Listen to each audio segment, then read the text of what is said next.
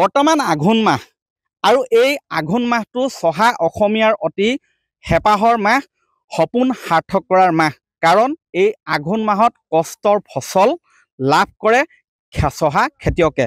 মই বৰ্তমান শিৱসাগৰ বেতবাৰী মৌজাৰ নাওজান পথাৰত আছোঁ আৰু এই নাওজান পথাৰত বৰ্তমান ধান দোৱাত ব্যস্ত হৈ আছে, এজাক দাৱনী ধান কঢ়িওৱাত ব্যস্ত হৈ আছে খেতিয়কসকল। মই এয়া দেখুৱাইছোঁ যে এই নাওজানৰ বিশাল পথাৰখনত বৰ্তমান সোণগুটি চপোৱাত ব্যস্ত হৈ আছে তথা ধান দোৱাত ব্যস্ত হৈ আছে এইসকল দাৱনী। মই এই দৃশ্য দেখুৱাইছোঁ, এক সুন্দৰ পৰিৱেশ, ভাল লগা পৰিৱেশ। আপোনালোকৰ ওচৰলৈ আহিছোঁ, কাৰ ওচৰলৈ যাম? হয়, কি ক'ব আজি এই দিনটোত? আজি আঘোণৰ বতৰত আমি সোণোৱালী ধান কাটি আছো, সকলো দাৱনীয়ে দাই আছো। কিমান বিঘা কৰিছে এবাৰ? আমাৰ 43 বিঘা প্ৰায়। 43 বিঘা? হয়, বহুতে কৰিছে। এয়া সুন্দৰ পৰিৱেশ। মই ধান দোৱা সময়ত আপোনালোকে বিভিন্ন ৰস হাঁহি ধেমালিও কৰে, কি ক'ব এতিয়া? পথাৰত আমি হাঁহি ফূৰ্তিয়ে ধান দাই আছো আৰু ৰবাব টেঙাও খাওঁ। কিবা গাঁও গাঁও লাগিছে নেকি? গাঁও কেতিয়াবা গাঁও হ'ব, গোৱা আমাৰ এগৰাকী আছে। এগৰাকী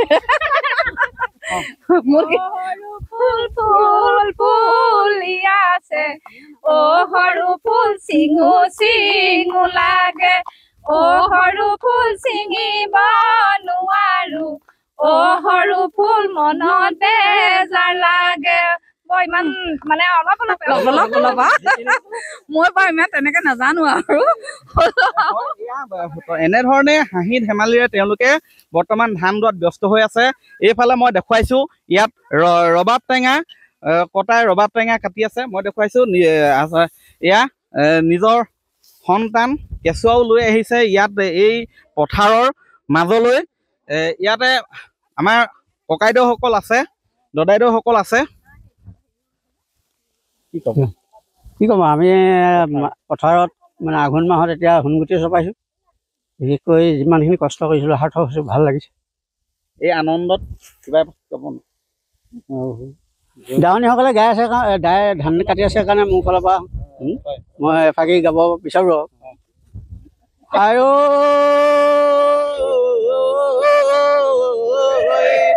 ধানে গলা পাছলৈ নাচা এৰিলা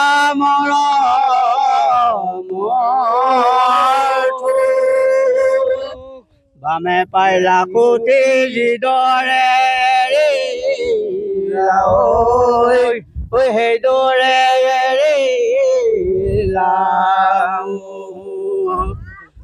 মোৰ নাচনী সোণ বৰণৰ পকা পকা পকা ধাননি, পকা ধাননি কাশিয়ে না কাটে কৰে আমনি, ৰ'দৰ জিলিকনি দেহা চিকচিকনি।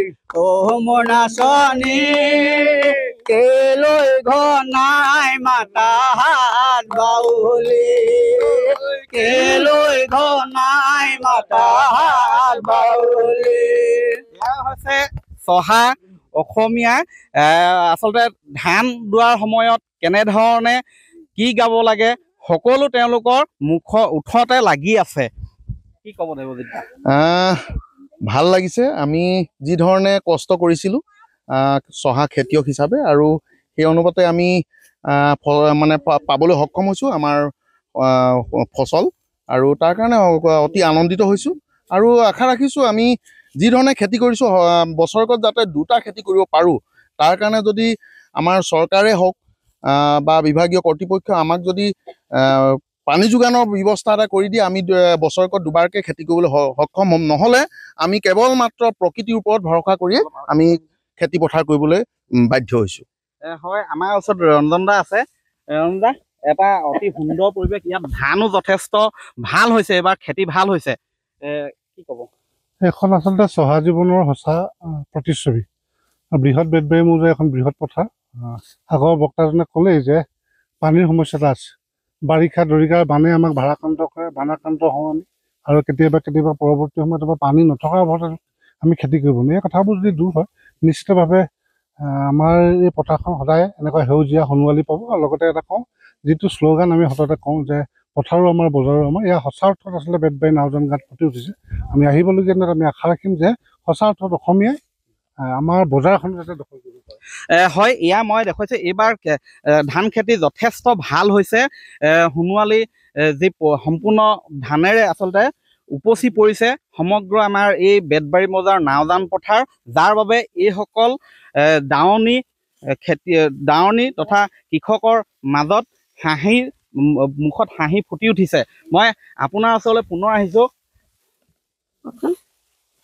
এনেকুৱা এটা সুন্দৰ পৰিৱেশত আপোনাৰ যদি মনলৈ আহে কিবা এফাকি গীত, কি কিবা গাব বিচাৰিব? এতিয়া হঠাতে গাবলৈ এতিয়া কি আছে, মনত পৰে নে কিবা? পকা ধানৰ মাজে মাজে সৰু সৰু আলি ঐ সৰু সৰু আলি। হয়, এনেধৰণে তেওঁলোকে আনন্দ উৎসাহেৰে খেতিত ধৰিছে। আৰু হয়তো ইয়াৰ পিছতে বৰ্তমান আইজং ধান, কণ জহা, শালি, চৈলাহী, বাচমুঠি এইবিলাক ইতিমধ্যেই দাই আছে। আৰু হয়তো কেইদিনমানৰ পিছতে নখোৱা পৰ্ব আৰম্ভ হ'ব।